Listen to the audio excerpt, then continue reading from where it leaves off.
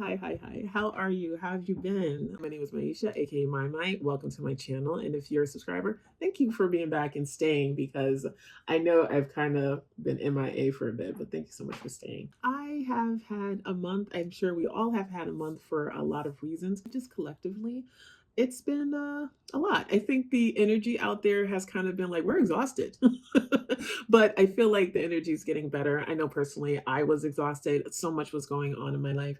I have a it's actually a pretty long list of things that I've consumed for entertainment this month. And I know my speed run or my collective, what I watched the month of whatever doesn't perform as well as the other, but honestly there's some things I want to talk about and it's more realistic for me and my schedule just to blurt it all out in one video. There's no notes. This is a stream of conscience. This is how I remember things. Feel free to put this on in the background while you're cleaning, grocery shopping, going to the gym, any of that stuff. It's just going to be me talking about a bunch of random things I saw or did in the past couple of weeks. So let's catch up, shall we? Because I went to see Coraline 3D. Now, when it first came out, I did see it in 3D. However, I don't know. I don't know if it was remastered for 3D for 2024 because my husband, he never saw Coraline in 3D. He actually only watched Coraline for the first time with me like a few years ago at home.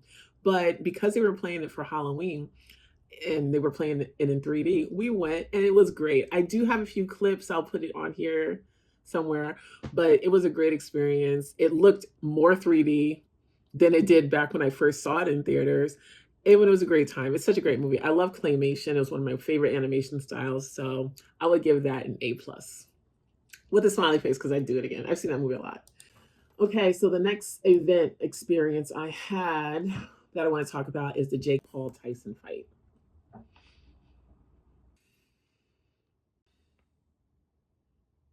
Listen, I've mentioned on my channel, I love me some wrestling. I love me some wrestling. I was a wrestling fan, a gladiator fan ever since I was a little bambino. However, when it comes to boxing, I grew up with a family who loved boxing. We did host little parties when the boxing fights would come out in the 90s. We had the pay-per-view fight. We had, all the food out and the spread. We had people over and we watched the fights. I mean, I watched the fight when Tyson got a little nibble. I came in late to UFC, and when I can, I do watch it and I do enjoy it. And at this time in my life, I do feel like wrestling is predetermined winner, but real fighting. I do feel like UFC is a sport, is real fighting, is undetermined, is like tried and true from my perspective. And then with boxing, I always felt like it was this arena type, like very honorable kind of fight. However, over the years, it's to quote my husband, it's turned into a mockery of itself. Boxing isn't as great as it was back in the day. I mean, you can say that about a lot of things, but boxing used to be exciting. Like it used to be like sometimes when the fights was like, it was like scrap. It's like, yo, this is our fight. And then sometimes it'd be like a knockout. It's like, wait, what happened?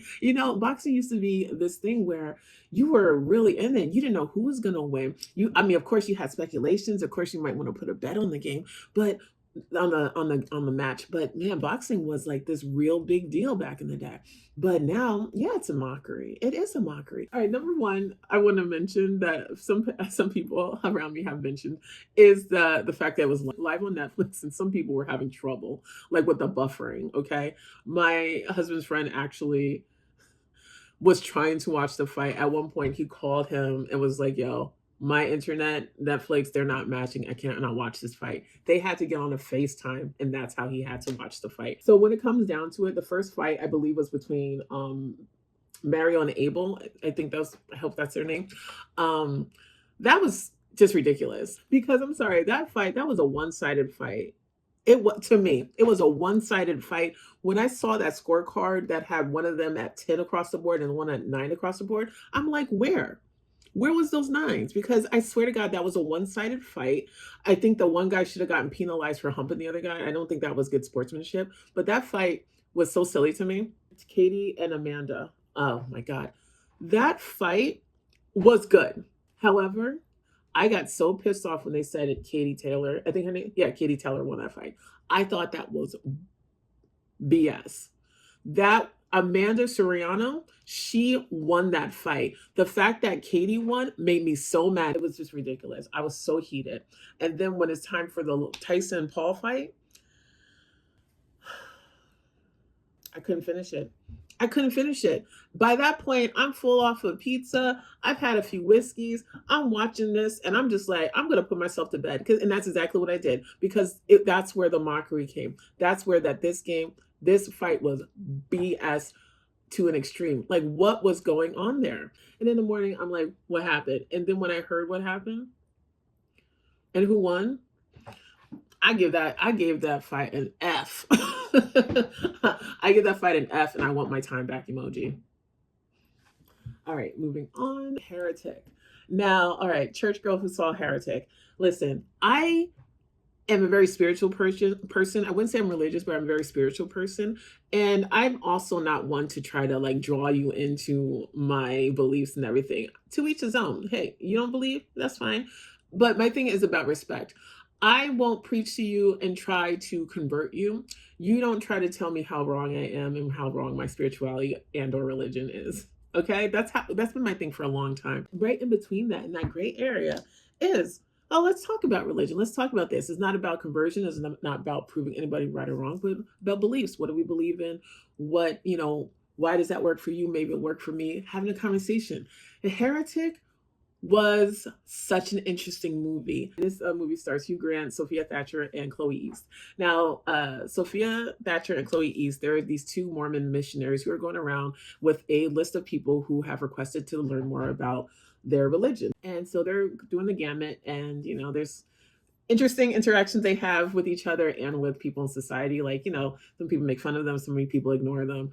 And they're both like have their own relationship with the religion themselves. One of them, let's say, is more like, oh, it's so nice to believe and it's nice to have faith and I do believe in God. And the other one's like, oh, I've had a rough upbringing and I've had a rough life, and we, my mother and I were really looking to find a home for us religion wise, and we found it here.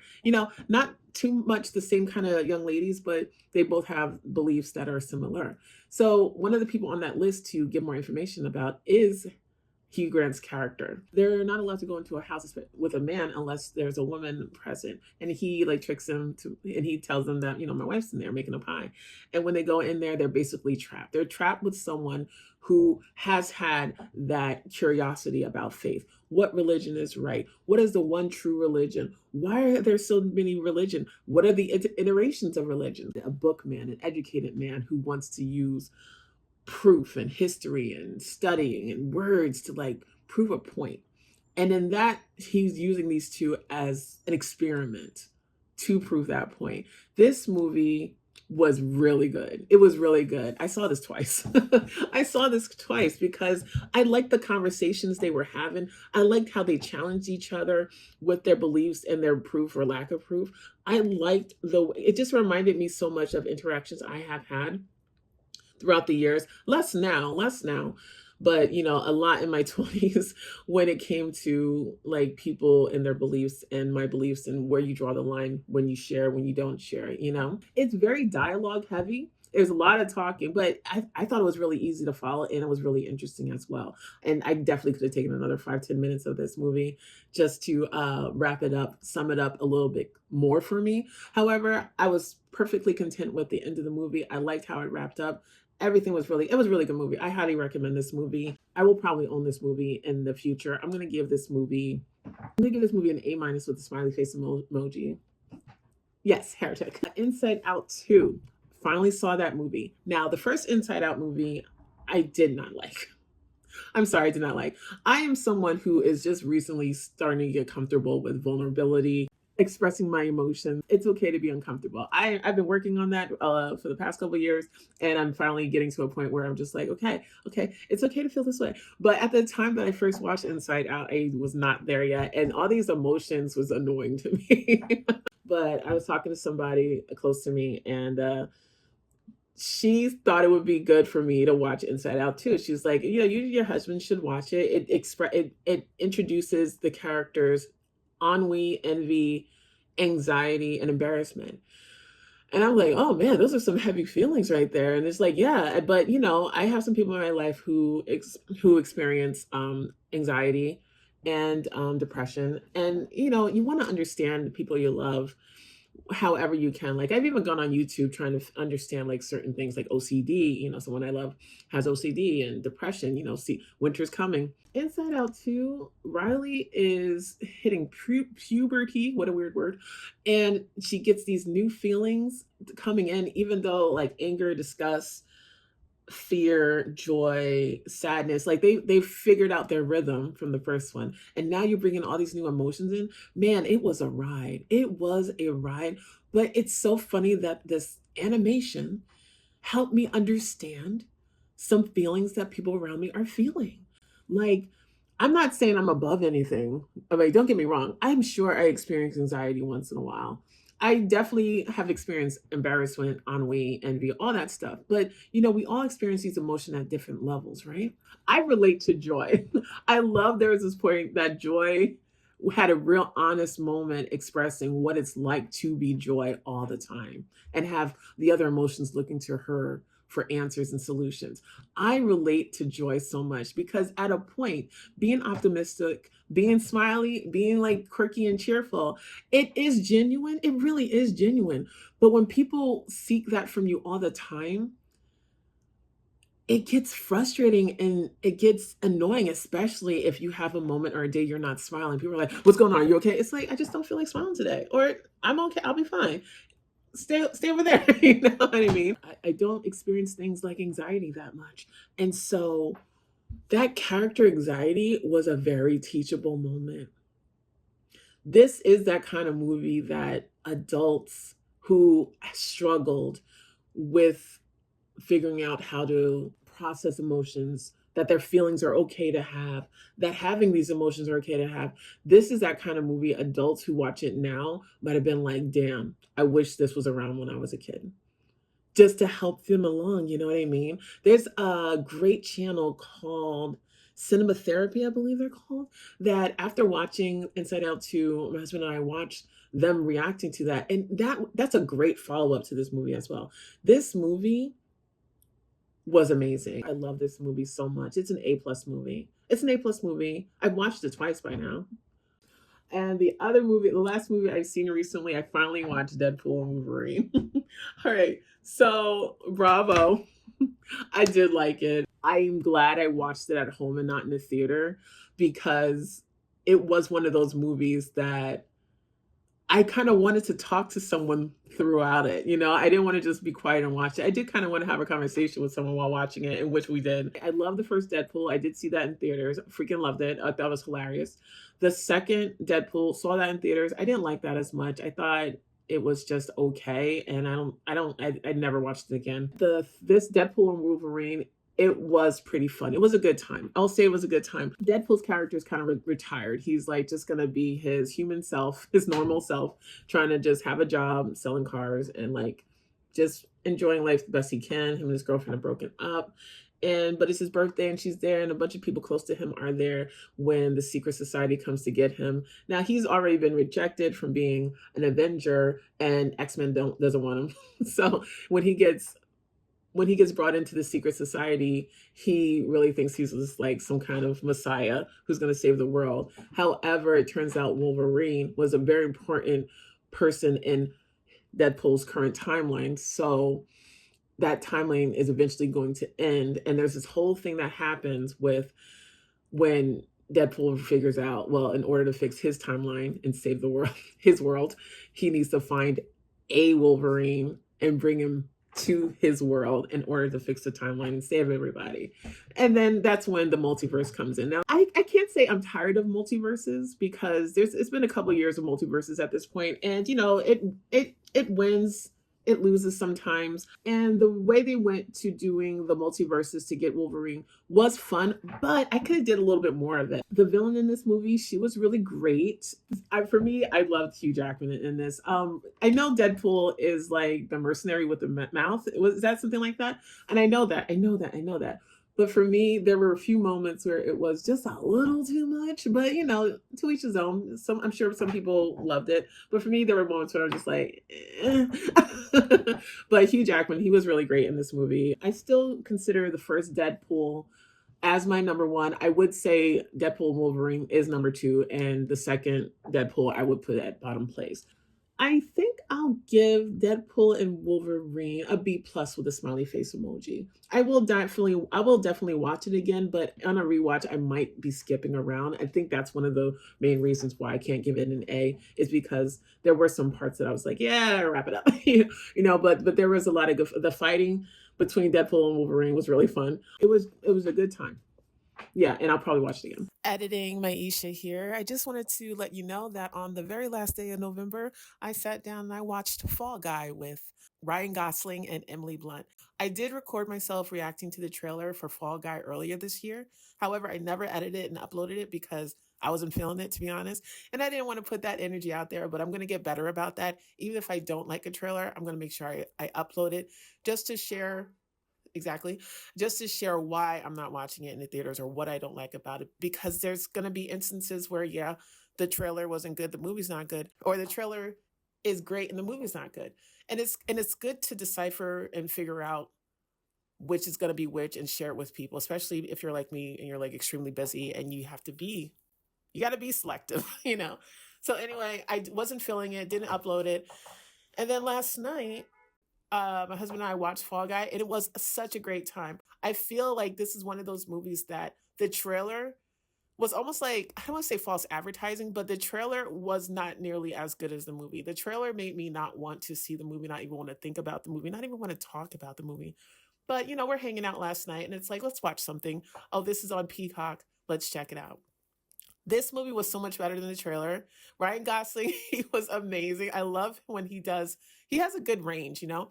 He has that good range of dramatic action comedy kind of roles, and he's really good at it. Emily Blunt, I love Emily Blunt. She's like one of my top tier actresses ever since I saw her in Edge of Tomorrow. She's great in this movie as well, and I'm glad she had moments where she was kicking ass too, because I know she can.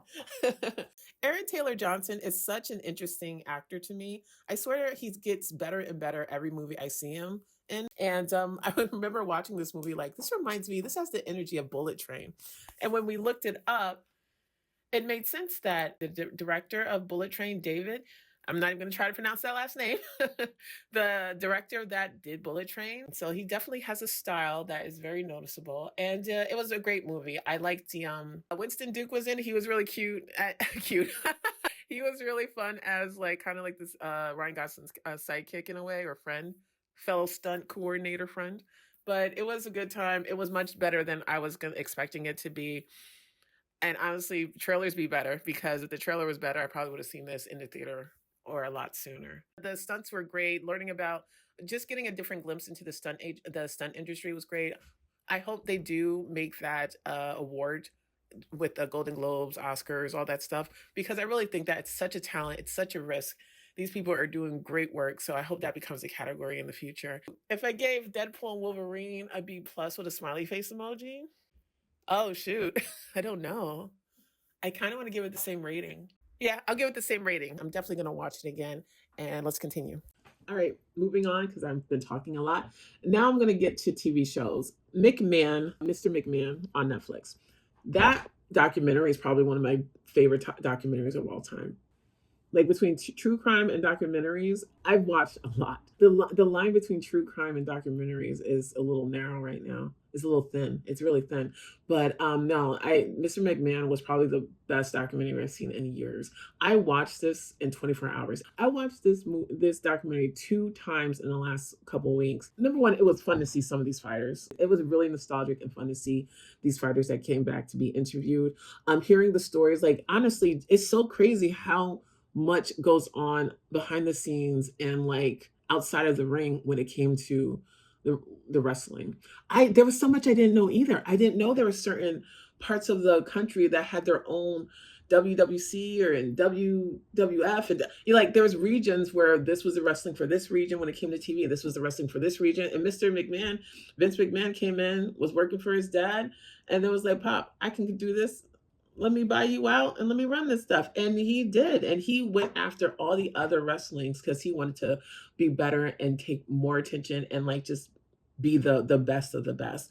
There's so much to talk about. A few people have messaged me on YouTube to be like, are you gonna review the Mr. McMahon? Man, you gotta watch it. You gotta watch it. I don't even care if you're not interested in wrestling. This is just an interesting story wholeheartedly, especially Not only the wrestling, not only what happened behind the scenes. Yo, when these people were being like confronted by late night talk show hosts to be like, oh, it's fake, blah, blah, blah, blah, blah.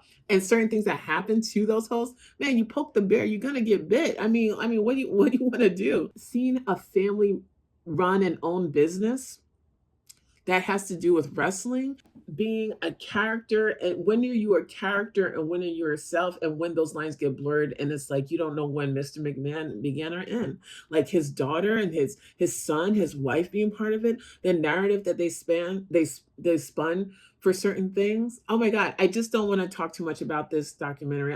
I apologize to the few people who were like, you're gonna talk about it. I highly, highly recommend this documentary. It is one of the best documentaries I've seen in a long, long time. It was great seeing these wrestlers. It was fascinating to see what was going on before I got into wrestling as a kid, and what was going on when I stopped watching it. Like I missed so much, and it was really fascinating to see how much I missed. And then just when you come to the courtroom, the crime element, the deaths, the steroid use, man, like holy crap. It acted like it was part wrestling, part soap opera, but what was really going on in reality was true crime. It really was. I didn't really recognize how they were using things that were going on in the real world to make certain characters to hate, to the point they had to stop certain characters from being on the show because they were getting death threats in real life. Gosh, can't anything just be fun?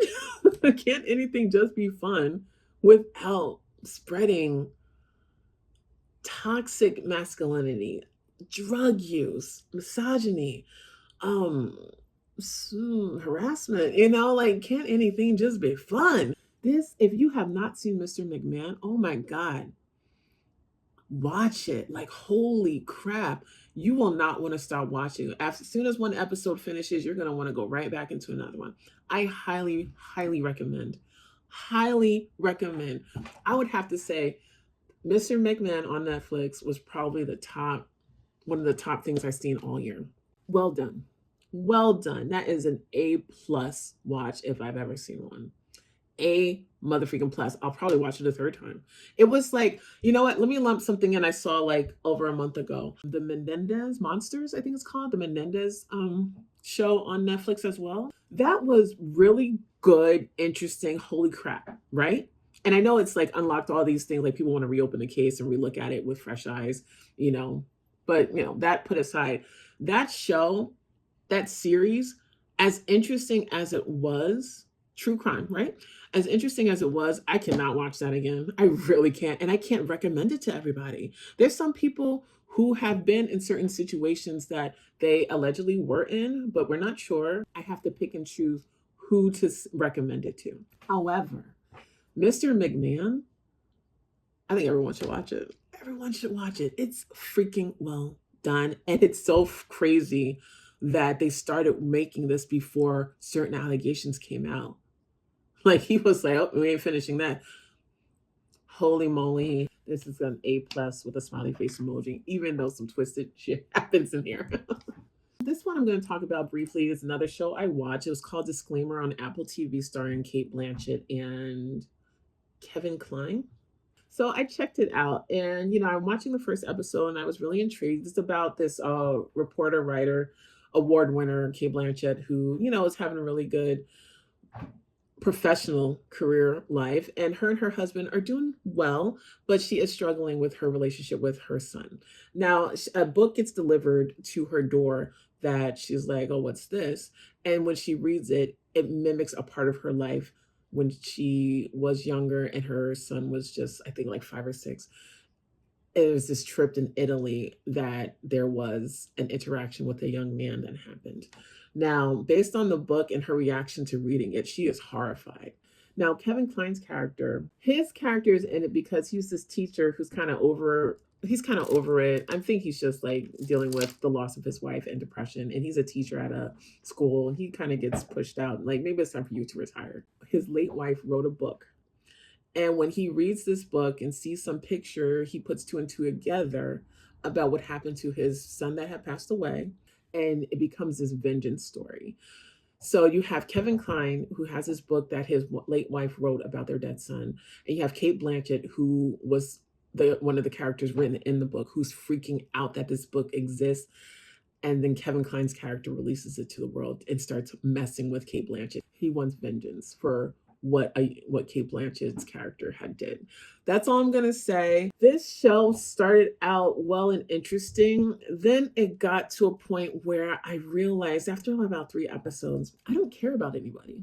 I don't feel bad for anybody. I'm not rooting for anybody. It's one of those shows that it was just full of unlikable characters. Between the back and forth, the present and the past, between the cat and mouse, it was kind of like, let's wrap it up. Let's wrap it up, right? Toward the last episode or last 2 episodes, I get where you're going. Okay, recovering a little bit. I don't know if they stuck the landing on the twist and the ending as much as I would have liked them to. I'm going to give disclaimer. I'm going to give it a B-. It's well acted. It is an interesting story. However, it does get repetitive. It does get redundant. But it is dark. It is dark. C+. It's B-. I'll stay with B-. One game that my husband and I did play was Silent Hill 2. When I say we played, it's like, he'll have the controller for a bit, then I'll have the controller for a bit. And we know each other's like strengths. My strengths is the puzzles. His strengths is the combat, because oh my God, I kept screaming. Like, I'm surprised I didn't throw the controller across the room. Now, having said that, I've played Silent Hill 2 on the PlayStation 2 at least 4 times. This game was a lot scarier than the original Silent Hill 2. The cinematography, how dark it is in some elements, the sound, the audio, the sound is horrifying. It was like the original, but did add some elements that made it feel like it was a remake. Not just that they just like changed their graphics and here's your game, give me my money, please. No, they remade this game. The characters, the way they look, the acting was really great. Like I said, the audio and sound effects is amazing. The scares are there. I was panicking. I was screaming. The 4-legged monster, I hated that monster because as long as they were still, the radio didn't pick up. But man, those kicks, man, it was very familiar, but it also felt new. I can see how people might not like the kind of tank controls. I'm so used to those controls though, even with the modern games. I am used to those games. I've played those games so much that didn't bother me so much, but I could see how it might bother some people. It does get dark at times where it's like frustrating because I'm like, I can't see anything. We did have to adjust that a few times throughout the gameplay. And when I mentioned that it's both a remake and familiar at the same time, like when we got to the first fight with Pyramid Head, my husband was fighting it and I was like sitting there like, if I remember correctly, I think you just have to wind down the clock. Like you don't have to waste all your ammo and your health trying to battle this guy. I think you just run around. And he did, and we did. So that's what I mean. It was still familiar. The apartments was great. The hospital, I think we were in the hospital too long. That was a lot. And then by the time we got to the prison, we were just tired of fighting. We started running, to be honest, because it's like, yeah. Boo, scared. I mean, I was still scared. He wasn't that scared. It was a good game. Really enjoyed it. And I'm going to give Silent Hill 2 Remake. Let's see, I liked it more than Resident Evil 3 Remake, but I didn't like it as much as Resident Evil 2 Remake. I'll give Silent Hill 2 a B+. However, I cannot give it a smiley face emoji because I've played the original Silent Hill 2 a lot. And then having played this, it was a good time, but I don't see myself playing it again, honestly. I think this is the 5th time I played the game altogether, but I do recommend it if you've never played it or you have played the original Silent 2. I do recommend it. That's everything I got into entertainment-wise and experience-wise in the last couple of weeks. So thank you for watching or listening to this video. If you stayed here for the whole video, please leave a star emoji in the comment section because you are a freaking star for staying here this long. I know these videos don't do that well for me, but I do enjoy doing them. And yeah, thank you so much for watching and for watching.